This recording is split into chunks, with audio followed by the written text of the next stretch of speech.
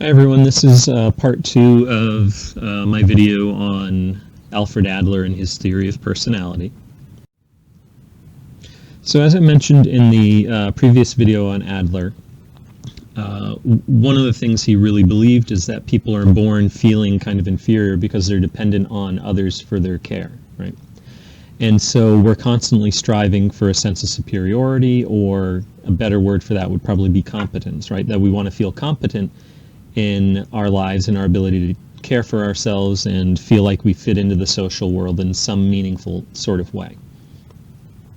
So Adler believed, as a result of our, to some extent, genetics and what we inherit biologically, but probably more importantly as a result of our experiences with the world, we develop ways of thinking about the world, right? Ways of seeing the world and thinking about ourselves and thinking about others and so on and so forth, right?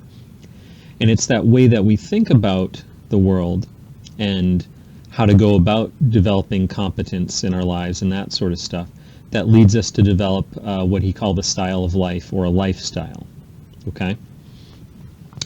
And this style of life, in his opinion, you can almost kind of think about it like as a personality type, right? This style of life is really characterized by how we see the world and how we think we need to go about developing competence or superiority. Okay, so he identified four lifestyles. The first one he talked about is a ruling lifestyle, and the ruling lifestyle is essentially characterized by, or consistent with, someone who has developed beliefs about the world that suggest that they need to essentially dominate or control the world and control others in order to feel superior or to feel competent, right? So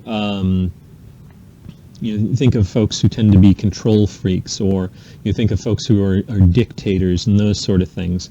Adler would say these folks have come to a belief as a result of their life experiences that in order to develop competence or to feel superior, they have to control, they have to dominate, they have to rule other people. Okay? And as a result, they behave in accordance with that, right? That's how they see the world, how they perceive the world, and how they think they can feel better about themselves, is through ruling and dominating and controlling. The next lifestyle he talked about is an avoiding lifestyle.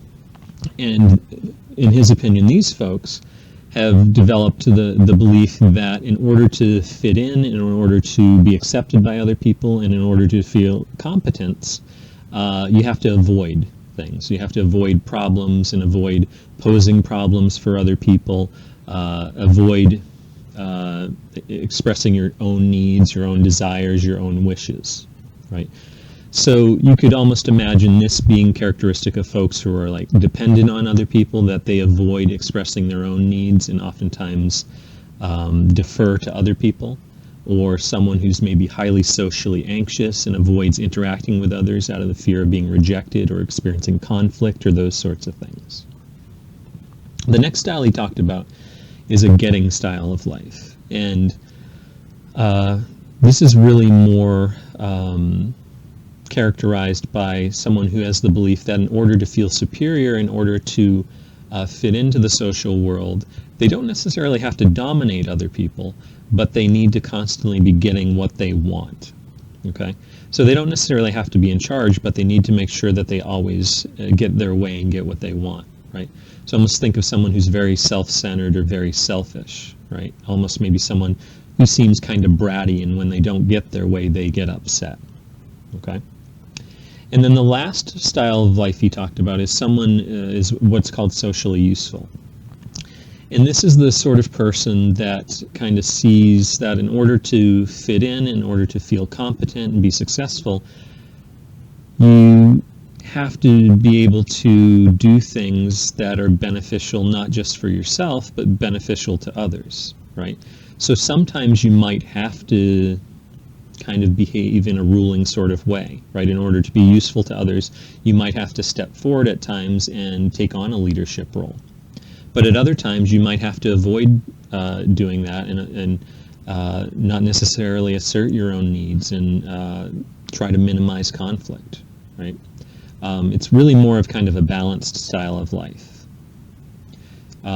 hope this is making sense, but essentially what Adler is saying is that people develop these kind of core ideas or core beliefs about the world, about other people, how to fit in, how to develop competence or superiority, and this leads them to develop kind of a dominant or a primary way of looking at the world called the style of life, right? And this consequently impacts how they behave and how they are perceived by others, right? Essentially their personality. So I mentioned a second ago that Adler believed our life experiences play a major role in shaping our lifestyle and our beliefs about the world and how to develop superiority and those sorts of things. One of the things he believed, or one of the aspects of our experiences that played, in his opinion, a really significant role to the style of life that we develop is our family constellation. And essentially what he's talking about is that our experiences within our family play a major role in shaping how we see the world, how we see others, and how we think we need to go about behaving in order to develop competence and a sense of superiority. In Adler's opinion, there were two major factors that kind of influenced the family constellation or the dynamics within the family. The first is birth order, which is probably one of his more famous ideas. And essentially Adler believed depending on where, at least as a child, you are in the birth order, it may influence how you go about seeing the world and interacting with others and so on and so forth. And while the research hasn't fully borne this out, if you will, there is some research evidence to suggest that some of his ideas around birth order might actually be correct. However, the research generally, for the most part, seems to be mixed in regard to his ideas. But essentially what Adler believed in regards to birth order is, children who are first born might end up getting more, for example, of their family's attention. They might have more access to resources, so on and so forth. And that might lead them to look at the world differently than a child who's second, third, fourth, so on or so forth. Because younger children probably get treated differently. They have less access to resources. So, for example, they might get hand-me-downs, whereas the first child got new clothes and new toys. Right? If any of you are younger children, you might know, like, your parents will be stricter with your older sibling, but less strict with you. This isn't always the case. But there might be differences in how you're treated because parents ease up, they don't worry as much with the second and third child. And so as a result, depending on where you are in the birth order, you might have a different experience, and that may lead you to look at the world differently, okay? And lead you to develop different ideas about how to experience competence and to fit in those sorts of things. In addition to birth order, he talked about family atmosphere, which is really the emotional climate within the family. So one of the other things, in his opinion, that shapes how we look at the world is not just our birth order, but also what's the climate like in our family. Is our family characterized by warmth and supportiveness and empathy for each other and a desire to work together and solve problems together? Or is it characterized by chaos and conflict, criticism, those sorts of things, right? And depending on the atmosphere within the family, that also can shape how you see things in the style of life. Or the approach you take to life and how you go about trying to have your needs met. All right. So the last thing I want to talk about is his idea of the creative self, right?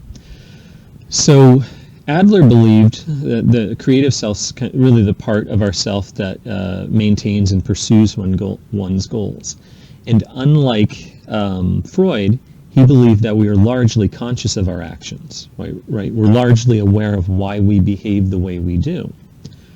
He's not saying that there aren't aspects of ourselves that are unconscious, but he tended to believe a lot of why we act the way we do and why we are the way we are we're much more consciously aware of than Freud did, okay? However, just because we're conscious of this stuff doesn't mean we're fully conscious of everything, and doesn't mean that we're as self-aware as we need to be, or that we fully examined why we're behaving the way we do. So for Adler, his approach to helping folks with psychological problems was simply to help them kind of examine themselves, to examine their core beliefs, to assess essentially their lifestyle and how they'd come to develop beliefs about the world around them and how to interact with others, how to be accepted by others, all that sort of stuff. And by engaging in this process of self-examination, we might be able to change that lifestyle or those lifestyle beliefs that we have, and then change any sorts of behaviors that might be problematic or maladaptive.